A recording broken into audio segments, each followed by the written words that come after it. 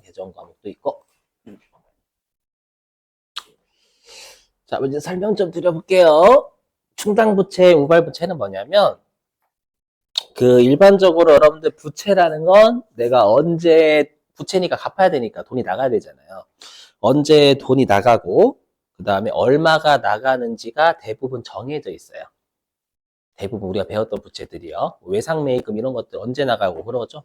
그 다음에 지급보험도 마찬가지고 내가 언제 얼마 주기로 하잖아요. 대부분 그런데 우리가 부채 중에는 추정되는 부채가 있다라는 추정되는 부채. 뭐냐면 둘 중에 하나를 모르거나 아니면 둘 다 모르거나 언제 줄지 얼마를 줄지 둘 다 모르거나 어느 하나를 모르는 거 우리가 추정부채다라고 해요.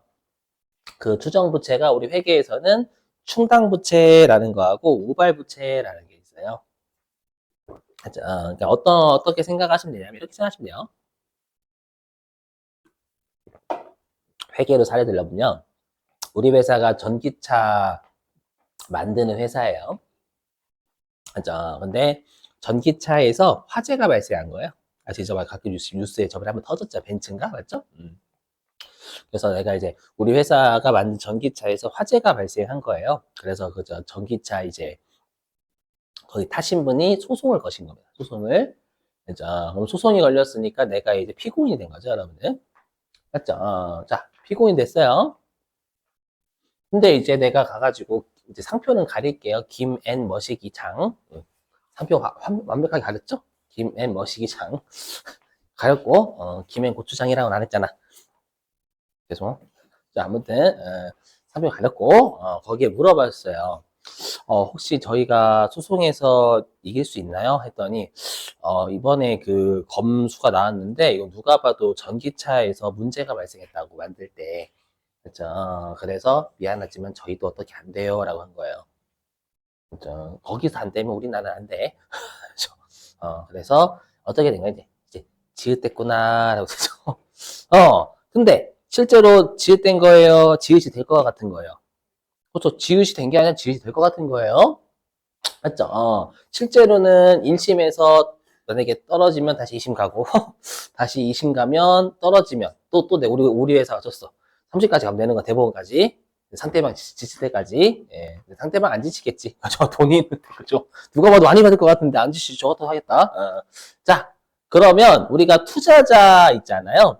그러면 내가 만약에 이때 전기차 화재 사건이 발생했을 때, 언제 줄지 알아요? 아니죠. 내가 만약에 1심에서 그만둘 수 있는 거잖아요. 내가 아무리 봐도 질 거가 그렇게 하면 오직 소송비가 더 들지. 맞죠? 그럴 수도 있고 얼마가 나갈지 판결 나와야 하는 거잖아요. 맞죠? 하지만 대부분 내 돈 나갈 게 확실하죠. 내 책이 명확하잖아요. 맞죠? 그러면 미리 우리가 부채로 잡아요. 차변의 비용. 맞죠? 비용 우리 만약에 김현장이 해가지고 대략 질 것 같은데 그러면 합리적으로 추정하래요. 지될 것 같으면 그랬더니 한 4천억 예상이 되는 거예요. 그럼 회사는 주주들한테 미리 알려줘야 되잖아요. 그래서 미리 비용 처리해버려요. 차변에 뭐 소송비라든지 차변에 소송비 얼마, 소송비래 뭐 차변에 비용 얼마. 그다음에 그만큼 의무가 올라갔죠. 그렇죠. 대변에 무슨 부채 이렇게 잡아요. 그렇죠. 그다음에 또 대표적으로 일어났던 사건이 최근은 아니고 한 1년 전, 2년 전? 그 순살 하면 생각나는 거 있잖아요. 순살. 그렇죠. 혹시 자의 사시는 분 계신가요? 있으면 좀 죄송해요. 예전에 한번 했다가 어떤 분 자의에 사는 분이 진짜 계셨어요. 그래서 표정 안 좋으시다라고 제가 설명하고 있는데 눈치를 깠죠. 그래서 혹시 자의 사시냐고 했더니 그렇다고. 그렇죠. 그거 여러분들 철근 누락됐잖아요. 그렇죠. 철근 누락돼 가지고 어떻게 됐어요? 철근 누락돼 가지고 시정명령 내렸잖아요. 그러면 실제로 철근 누락됐을 때 이제 국가한테 불려갔어요. 불려갔고 누가 봐도 아직까지는 우리가 국가의 판결이 나지 않았습니다. 그렇죠. 하지만 누가 봐도 새로 지어줄 것 같아. 맞죠? 돈도 못 받고 그럼 미리 주주들 있잖아요. GS건설도. 그렇죠. 그래서 미리 비용 처리했어요. 그렇죠. 실제로 판결 나가지고 야 얼마 드려 이렇게 했을 때가 미리 비용. 그래서 그 분기에 아예 그냥 적자가 나죠. 근데 실제 적자 난 게 아니라 미리 비용한 거예요. 알죠? 요렇게, 예, 그러면서 대비하는 부채를 미리 쌓아놓는 거예요. 알죠? 이걸 우리가 뭐라고 하냐면 충당부채다라고 해요. 한마디로 우리 회사가 얼마를 줄지, 언제 줄지는 모르지만 우리가, 예, 돈 줘야 될 가능성이 매우 높은 거예요. 뭔가 나갈 가능성이. 요게 충당부채고요. 아니, 우발부채는 뭐냐면, 우발부채는 아까 전기차 화재 있잖아요. 알고 봤더니 우리 회사의 결함이 아니라 그 배터리 업체에 우리 그 전기차 회사에 배터리 납품하는 그 배터리에서 문제가 발생한 거예요. 그래서 김앤 머시기한테 물어봤더니 책임이 좀 있긴 할 건데 아마 거의 저기 전기차 배터리 납품하는 그 회사에서 책임을 질 거고 우리는 거의 그 가능성 없다고. 우리의 책임이 없을 수도 있고 만약에 있다라고 하더라도 한 20% 30%밖에 안 된대요. 그러면 이때는 우리가 부채로 안 잡아요. 이름을 부채라 우발 부채라 부르는 거예요. 이름 부채로 안 잡고 그냥 주석으로만 공시하고 끝내버립니다. 주석으로 저희 회사가 이번에 소송에 걸리긴 했어요. 이렇게 주석으로 공시하면 그때 금액을 안 적어도 되거든요. 말로 쓰면 돼, 말로. 하지만 부채면 금액을 추정해서 표시해야 돼, 반드시. 그 의미예요. 그래서 충당부채는 부채가 맞습니다. 그래서 금액으로 표시해야 돼요. 아셨죠? 근데 우발부채는 부채가 아닙니다. 우발부채는 부채가 아니고 주석 공시하면 돼요. 주석. 맞죠? 왜냐면 주석으로 알려줘야 돼요, 여러분들. 혹시나 지읒될 수도 있는 거잖아요. 모르는 거야, 사람들은. 그죠? 맞죠? 주석으로 저희 회사가 이번에 소송에 걸렸습니다. 이런 뉘앙스는 제공해야 된다라는 거예요. 그렇죠? 나중에 서프라이즈하게 해주려고? 그럼 안 된다라는 거예요. 아셨죠? 그럼 이제 아래에 있는 게 이제는 충당부채 정의입니다. 방금 했죠? 정의. 지출 시기 언제 나갈지 또는 얼마가 나갈지가 불확실해요. 둘 다 불확실해도 되고 하나만 불확실해도 돼요.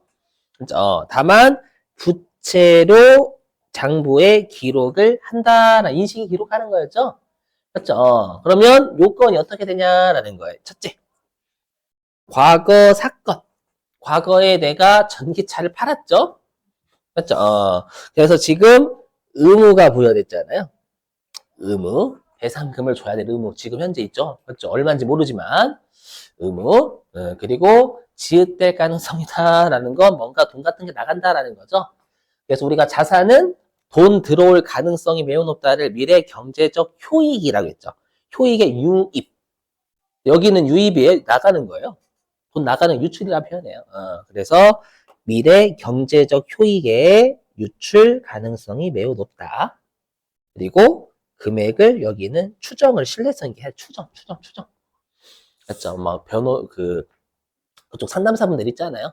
맞죠? 거기 법무법이나 이런데 해가지고 대략 이렇게 추정하라는 거예요. 자, 그럼 우리 시험에 나오는 게 요거예요. 퇴직급여 충당부채. 요겁니다. 퇴충이라고 좀 많이 부릅니다. 퇴충. 여기. 어디 갔냐? 보여드릴게요. 계정과 어디 갔냐? 사업보고서. 여기 보이시죠? 퇴직급여 충당부채라고? 여기. 퇴직급여 충당부채 이렇게 있잖아요. 비유동부채입니다. 뭐냐 들어보세요. 여러분들 우리나라는 퇴직금 있죠. 퇴직금을 1년 이상 넘게 1년 이상 근무하면 퇴직금을 강제로 줘야 돼. 강제 선택이 아닙니다. 1년 미만이면 강제지만 선택이지만 강제래. 맞죠? 그러면 당연히 언제 줄지 몰라요. 퇴사하는 거 언제 어떻게 알아? 관심법을 보니까 내일 퇴사할 것 같아? 그거 없잖아. 맞죠? 금액 몰라. 맞죠? 금액. 왜냐하면 퇴사를 언제 할지 모르는데 금액 어떻게 알아요? 그거 다 알면 여러분들 여기 점 찍고 한복 입어야 되지. 그죠? 이거 춤추는 거잖아요, 여러분들. 굿해야 되죠. 그 불가능. 맞죠? 그래서 우리가 퇴직급여 충당부채가 충당금 생각하시면 돼요. 쌓아둔 거다라는 퇴직금을 주기 위해서 쌓아둔 부채다라는 거예요. 원래 충당금이 됐어요. 충당부채. 예. 그렇죠? 퇴직급여가 우리 퇴직금을 비용 처리하는 계정 과목이잖아요. 퇴직금을 주기 위해서 쌓아둔 부채다라는 거예요. 이게 대손충당금하고 논리가 완벽하게 똑같아요. 맞죠? 그래서 이거 하다 보면, 대손충당금이네? 이 생각 분명히 듭니다, 여러분들. 맞죠? 아무튼, 그래서 여기 있죠? 여기, 어디, 뭐야? 엄청 깜짝이야. 자, 그래서 뭐냐, 여기. 자, 직원 퇴직 시 지급해야 될 퇴직급여 충당. 충당이 우리가 사용하는 걸 충당하다라고 합니다. 어디 충당하다. 그죠? 충당을 위해서 미리 부채로 설정해 놓은 거. 근데 우리가 설정이라는 건 이미 설명드렸죠? 설정은 뭐예요? 미래에 예상되는 금액을 기말에 미리 비용하는 거. 를 회계에서 우리가 설정한다라고 합니다. 이 설정은 진짜 많이 해요. 대손 충당금도 설정하고, 퇴직급여 충당부채 설정하고. 그렇죠? 나중에 여러분들 실제 업무 같은 거 하시면 우리가 여러 가지 설정하는 거 되게 많을 거예요. 아무튼 그래서 곧 요걸 할 겁니다. 퇴직급여 충당부채. 예, 일단 몇 주 치고. 자, 52페이지 가죠. 어디였어? 자, 52페이지에 네모 2번 충당부채입니다. 자, 일단은 충당부채인데, 충당부채는 여러분들 뭐라고 좀 적어주시냐면, 충당부채는 부채라고 써요. 부채 가로치고 부채.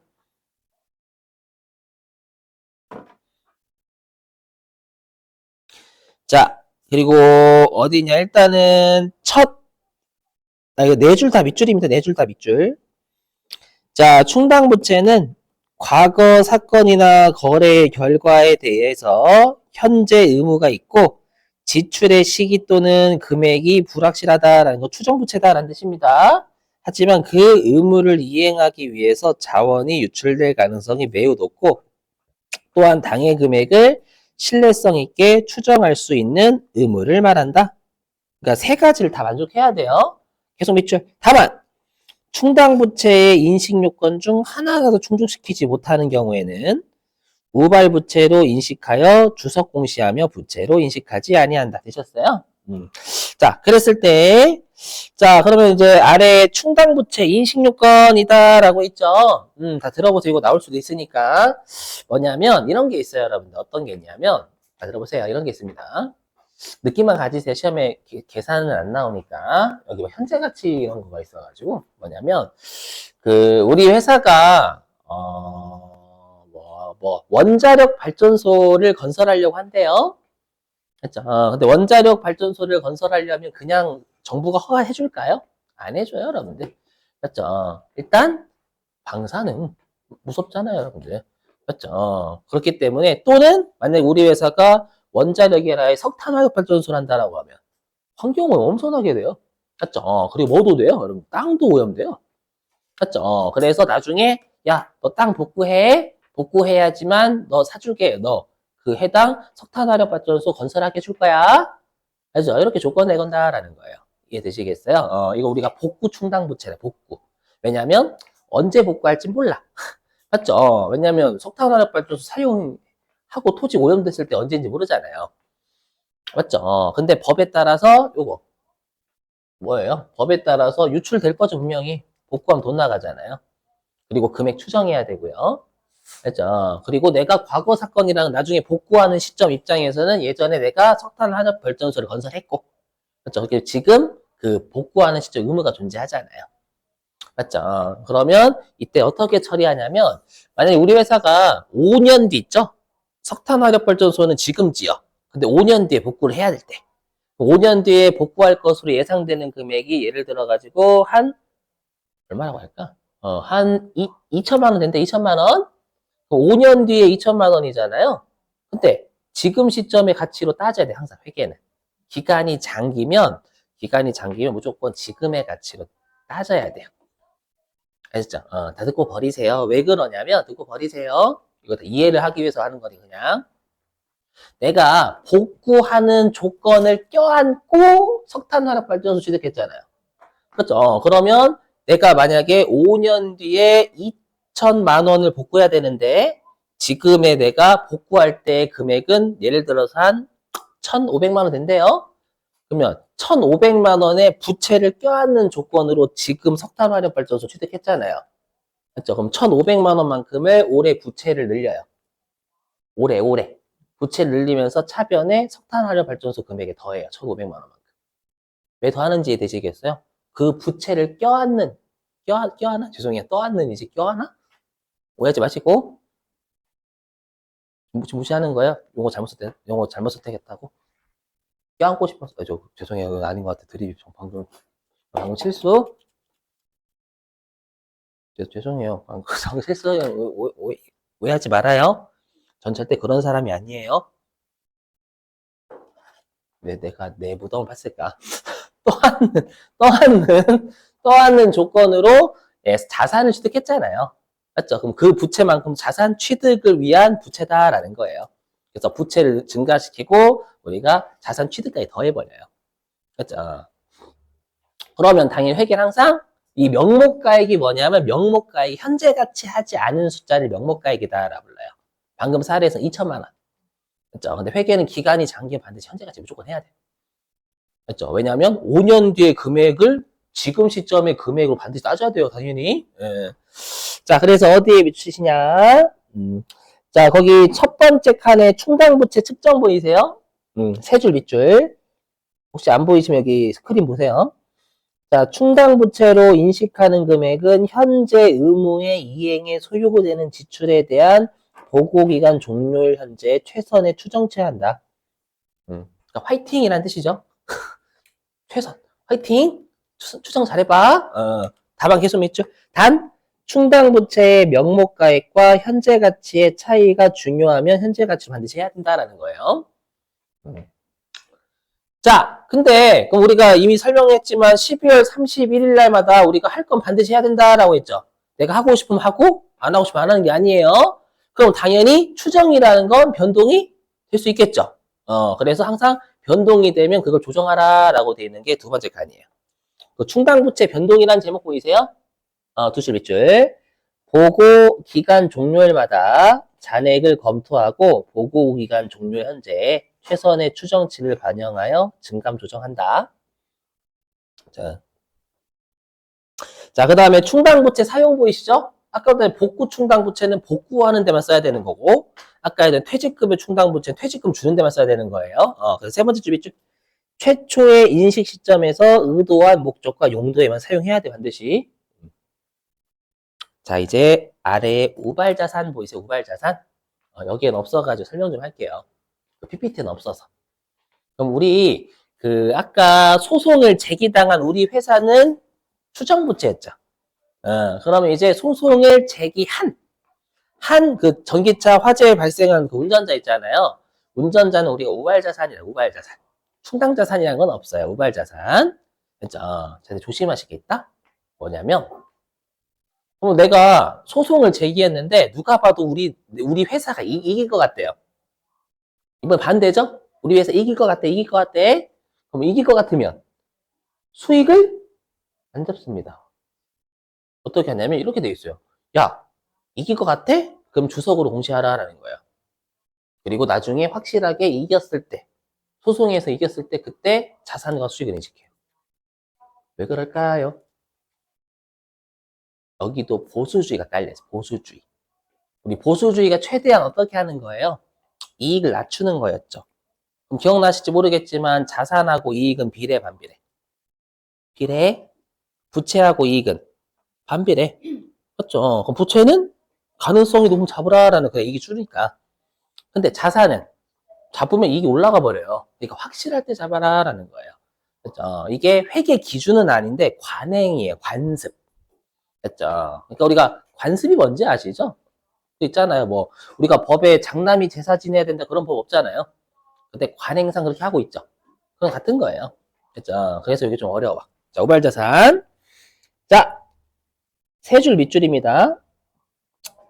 우발 자산은 자산으로 인식하지 아니하고 자원의 유입 가능성이 매우 높은 경우에만 이게 핵심이에요. 주석으로 기재한대요.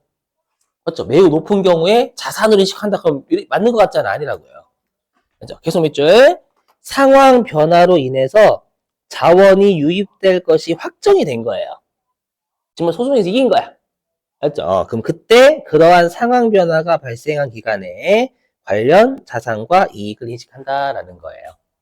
알죠? 여기도 보수주의가 깔려져 있어요. 앞으로 여러분들이 회계하시다 보면 보수주의 관점이 좀 은근히 많이 깔려 있습니다. 그죠? 그러니까 보수주의가 여러분 어떻게 생각하시면 되냐면 논리적 일관성이 없어요. 그게 보수주의의 진짜 치명적 단점이거든요. 맞죠? 근데 뭔가 왜 얘는 이런데 왜는 저래? 뭔가 일관성이 없으면 대부분 보수주의라고 생각하시면 돼요. 알죠? 자, 됐습니다.